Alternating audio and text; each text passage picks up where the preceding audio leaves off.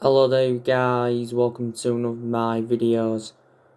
Gonna be giving you my reaction to Ole Gunnar Solskjaer's press conference ahead of our game against Istanbul Basaksehir tomorrow night in the Champions League group stage. Now, Ole Gunnar Solskjaer has provided us with an update on Paul Pogba. Solskjaer said he's hopeful that Paul Pogba will be available for the game tomorrow. Paul Pogba did miss the game against West Brom because Solskjaer confirmed he was out with an ankle injury. He says Paul Pogba's trained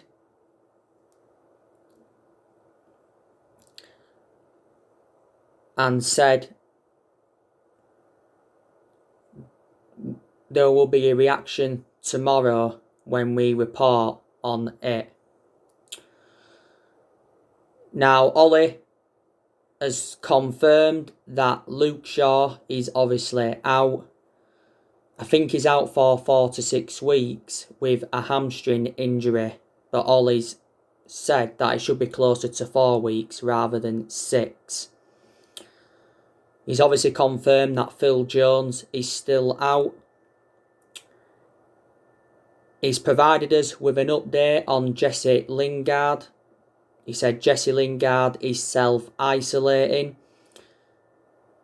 because he's been in contact with someone who's had COVID. Eric Bay, he could be available. That's been confirmed.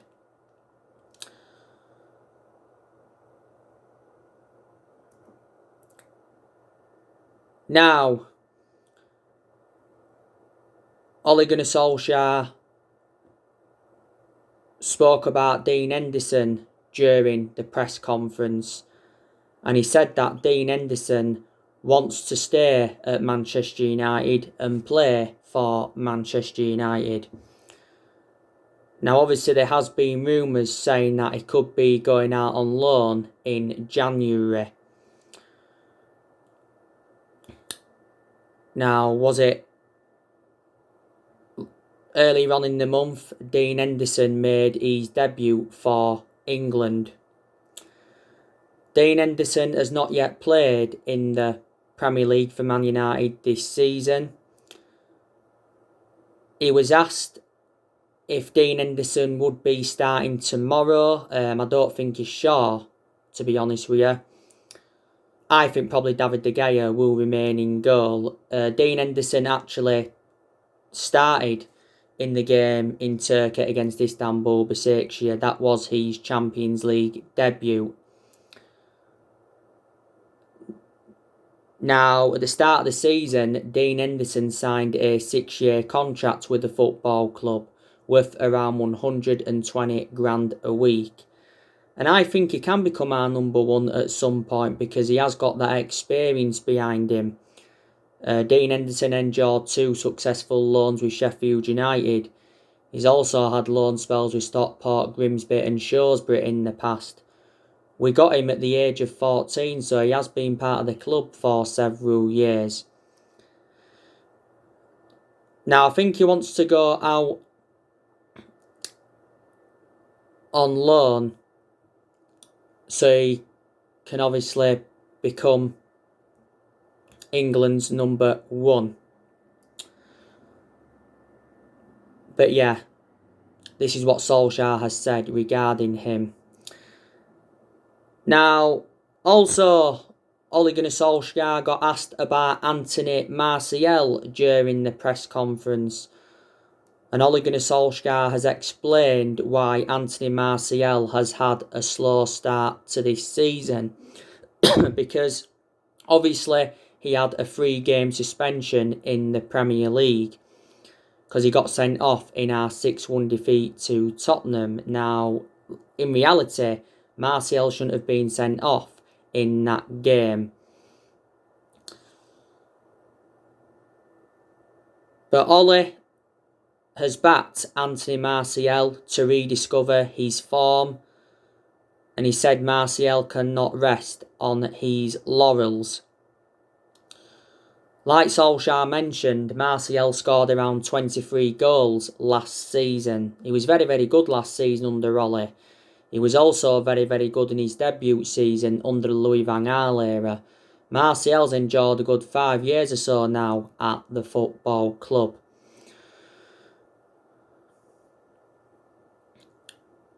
Was it last season we give him that number 9 shirt? I think he scored in his last 2 Champions League games. He obviously scored our goal in Turkey, didn't he? And it was a very, very good goal by Anthony Martial.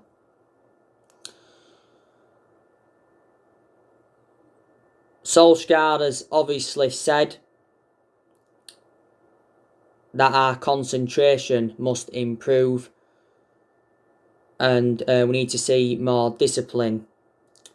Because obviously the defending was very, very poor over in Turkey.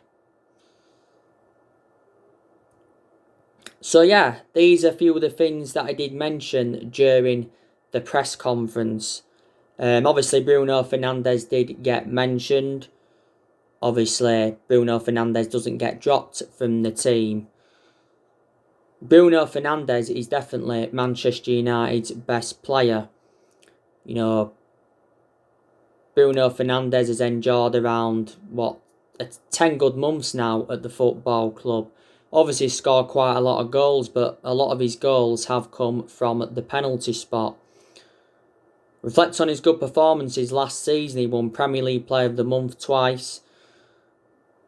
And he also won some at Busby Player of the Year award. We paid €55 million for him. €55 million equates to around £47 million.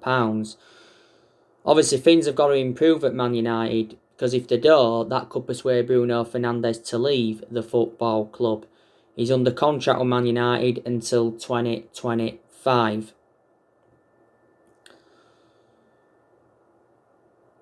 But Solskjaer obviously mentioned that we do obviously need at least 10 points in the group stage to get to the knockout stages of the Champions League.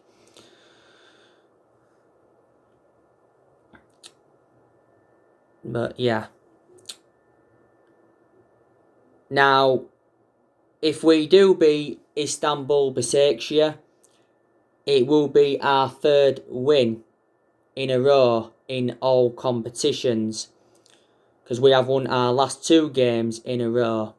We've beaten West Brom by 1-0 and we've beaten Everton by 3-1. The West Brom game, we was very, very lucky. Obviously, the goal came from a retaken penalty from Bruno Fernandes. Obviously, West Brom had a penalty overturned by VAR. We really struggled against them, and West Brom are a very, very poor team. You know, they're winless in the Premier League this season. They're in the relegation zone, and they're going to get relegated, aren't they? Everton, it weren't a brilliant performance, but it was a much better performance than the West Brom game. It's good if you get results, but obviously the performance as well has got to match the result. That's very, very imperative. But we should be winning this one, because Istanbul Basaksehir, are not good. They're not good. They was only formed back in 1990. Their current manager is Okan Buruk. I think he won the title with them in his debut season, which was last season. But hopefully this game at Old Trafford tomorrow is totally contrast to the game in Turkey. Because when Istanbul Basaksehir beat us earlier on in the month, they deserved to win. We was very, very poor. And that was Istanbul Basaksehir's first ever win in the Champions League. Because this is their first ever time in the Champions League. Obviously, it was goals from Demba Ba and Edin Visca. And our goal was from Antonio Martial. And in that game, Bruno Fernandes had lost the possession around 34 times. That was his worst game in a Manchester United shirt. Now, like I said, Istanbul Basaksehir have got quite a few former Premier League players in their team. They've obviously got Rafael da Silva. He's a former Man United player. He'll be probably playing tomorrow. They've also got Demba Ba. They've got Martin Skirtle. They've also got that Chadley, former Premier League player. I think he's just come back from injury. But one of their key players is Edin Visca. He must have endured a good 9 or 10 years with Istanbul Basaksehir. Played like over 300 games in all competitions. I think they've got a few players out with COVID. Basaksehir. They've got a few injuries. They've obviously got that Enzo Crivelli out. They've got Miguel Vieira out. And they've got Junior K. Kara out with injury. Games are coming up thick and fast for Manchester United. Our next game is Southampton after Istanbul Basaksehir, and Southampton is going to be a difficult game. You know, Southampton are in form, and Ralph Hasenhüttl has really turned them around. It is at St Mary's on Sunday, 2 o'clock kickoff. We drew there last season 1-1, and it was 2-2 at Old Trafford against Southampton. Southampton have got some good players in their team. You know, they've obviously got Nathan Redmond, they've got Danny Ings, they've got Stuart Armstrong, who are good. They've got Che Adams, they've got Romeu, they've got Obi Femi, scored in the game at Old Trafford last season, right at the end, was it? They've obviously got James Ward-Prowse, they've got Ryan Bertrand, they've got that Vastigard, if I've pronounced his name correctly. They got that William Smallbone, Jake Vokins. Southampton have let quite a few of their players go in recent years. Obviously, you know, they lost Charlie Austin, went to West Brom. They obviously lost Cedric Soares to Arsenal. They lost Holberg, I think, to Tottenham. Lost quite a few of their players as well to Liverpool. Obviously, they lost Virgil van Dijk, they lost Dejan Lovren, they lost Adam Lallana, they lost Sadio Mane, they lost Nathaniel Klein.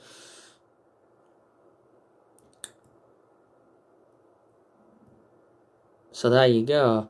And then after Southampton, it's PSG, I think, and then it's West Ham. Should be beating West Ham. Then after it's RB Leipzig, that's going to be a tough game. And then Manchester City, that's also going to be a very, very difficult game. So the performances have got to improve at Manchester United. Now, Solsjaer tomorrow, he's going to make some changes from the 1-0 win against West Brom, isn't he? Now, like I've said to you, I think Martial is going to be starting tomorrow. He'll start ahead of Edison Cavani. I'd actually start Cavani and drop Anthony Martial, but I don't think that's going to happen. I've been impressed with Edison Cavani recently. He made an impact when he came on against West Brom. I think he had a good chance. He scored his first goal for the football club in our 3-1 win against Everton.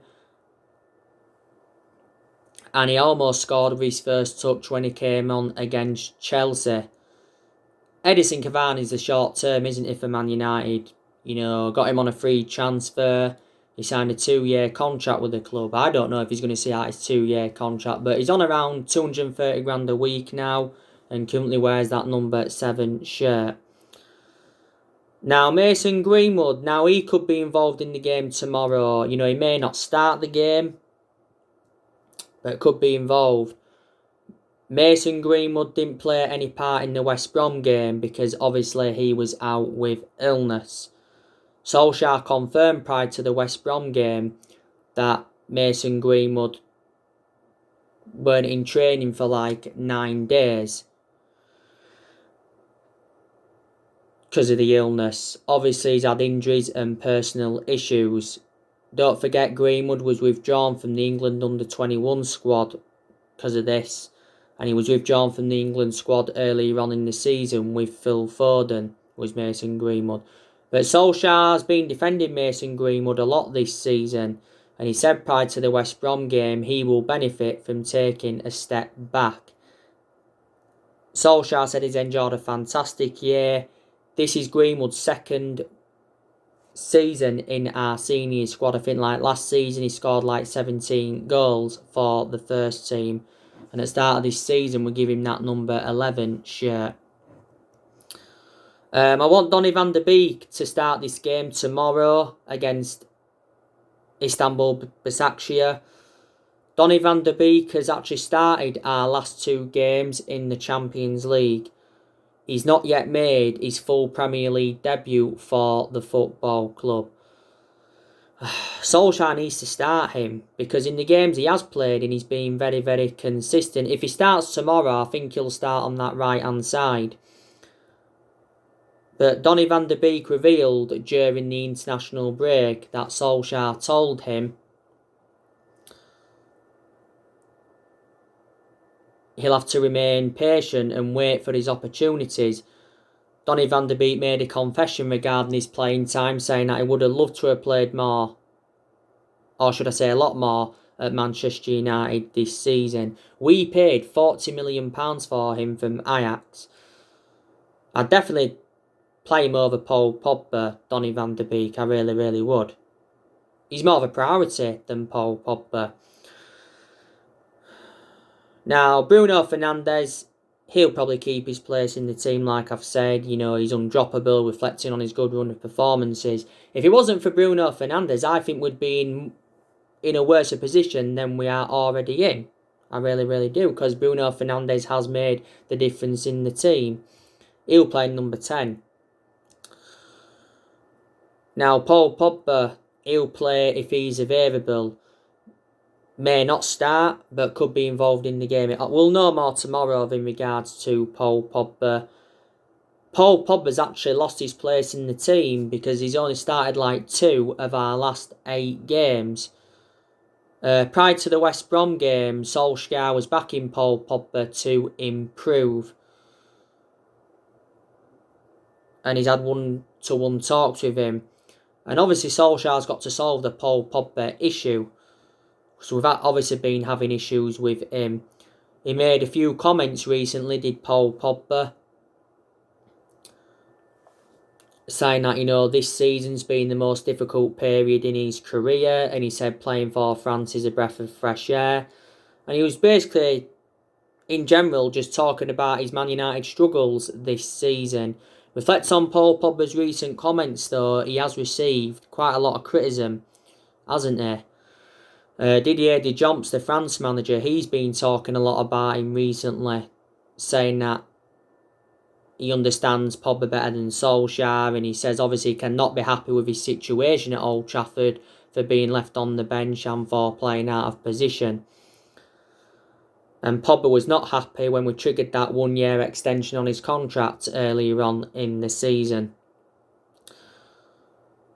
But he has had a long-running transfer saga. You know, he's been relentlessly linked to a move to Real Madrid. He made an admission earlier on this season saying that one day his dream is to join Real Madrid. There's been rumours of him going back to Juventus, and PSG and Barcelona have been in for him before. It recently said that Paul Pogba is intending on leaving the club on a free transfer, but we won't allow that to happen. We'll obviously want to cash in for him next summer. As it stands at the moment, he's our most expensive signing because we paid £89 million for him. And this is his 5th season at Manchester United since he rejoined from Juventus.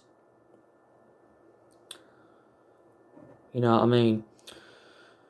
Now, Fred could be involved tomorrow. Like I've said, he's undroppable at the moment. He's Fred. He'll probably start tomorrow. And if Pogba's available, he'll start alongside Pogba. Maybe McTominay won't start. But yeah, Fred, been very, very impressive with him recently. You know, he's showed good attacking intent. His defensive contributions been very, very good.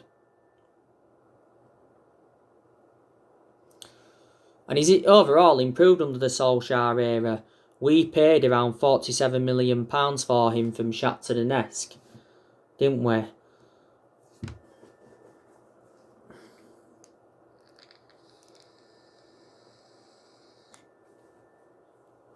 And Fred's got a contract with the football club until 2023.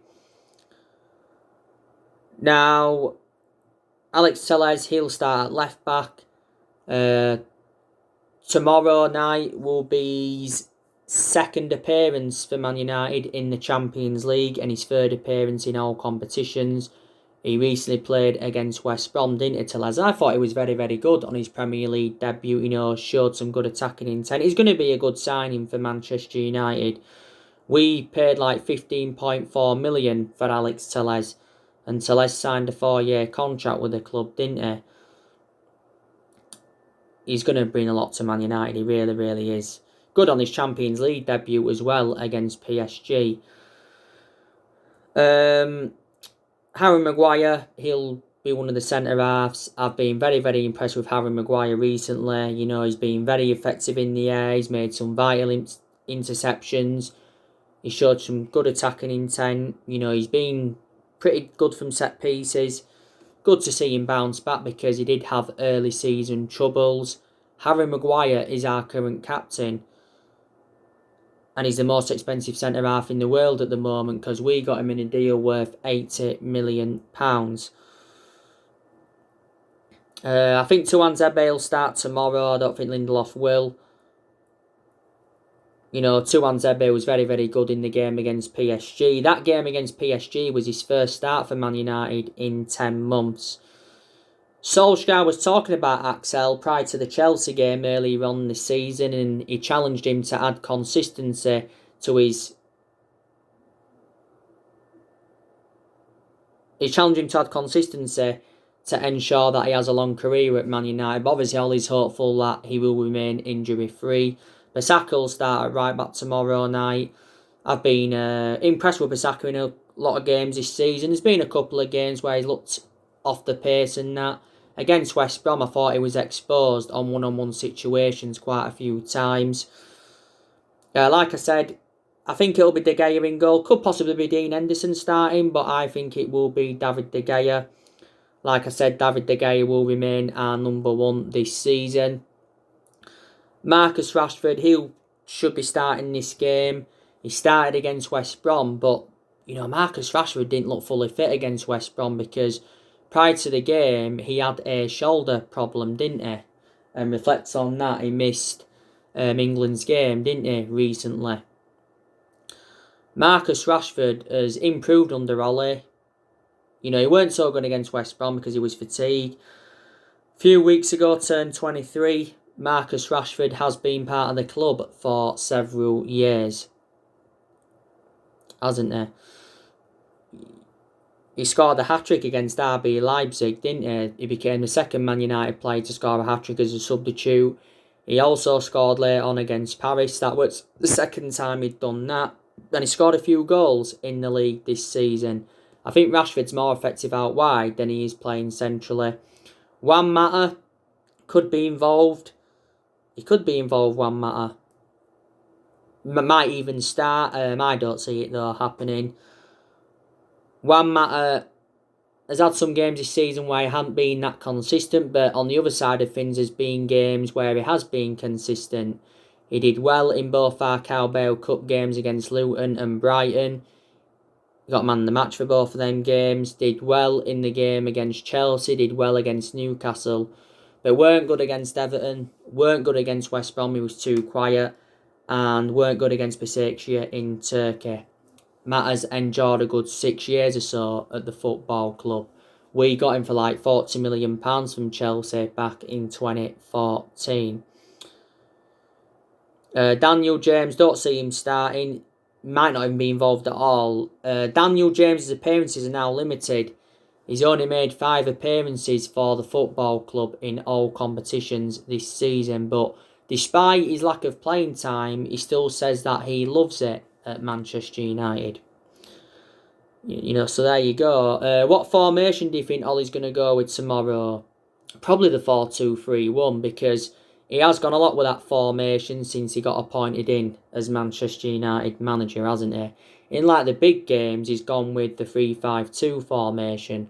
A few times as well, he's gone with that 4-3-3 formation. Now, I don't see Man United winning the Champions League, but I definitely think we'll get to the knockout stages of the competition. A few seasons ago, we did get to the quarterfinals of the Champions League. Barcelona actually knocked us out 4-0 on aggregate, because we got past PSG, didn't we, don't forget, in the last 16.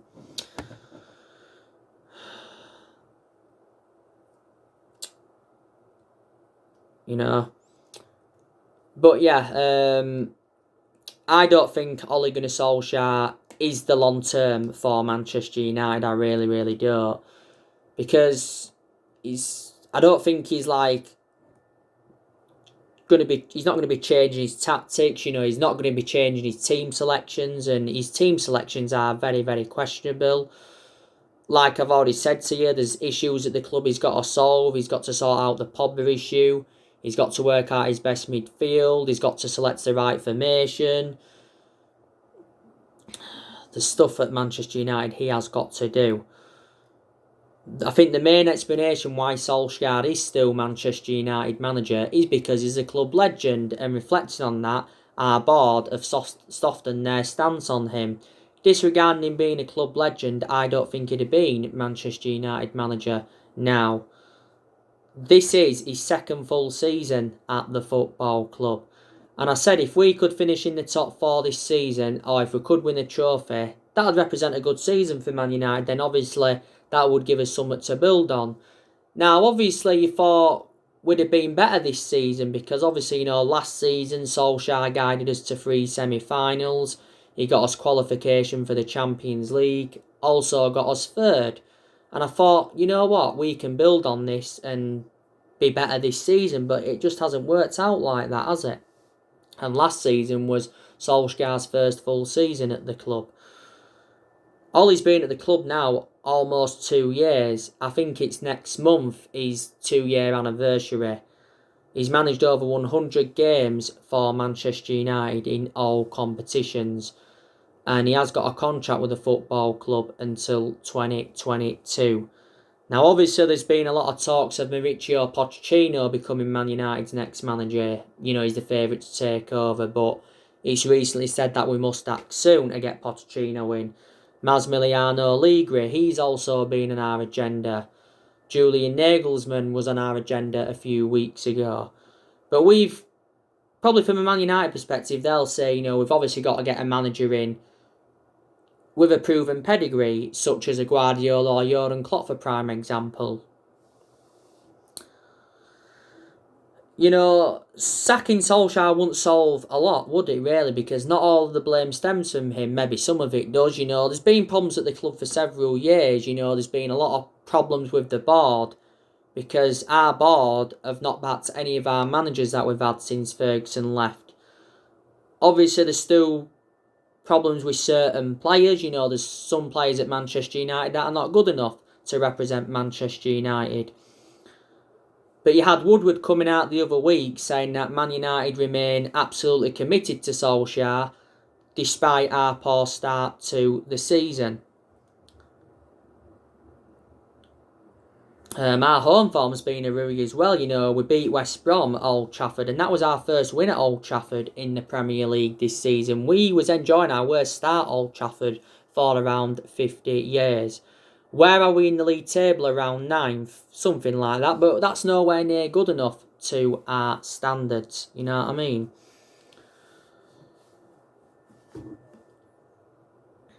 But I don't see Solskjaer being Manchester United manager at the end of this season. That won't happen.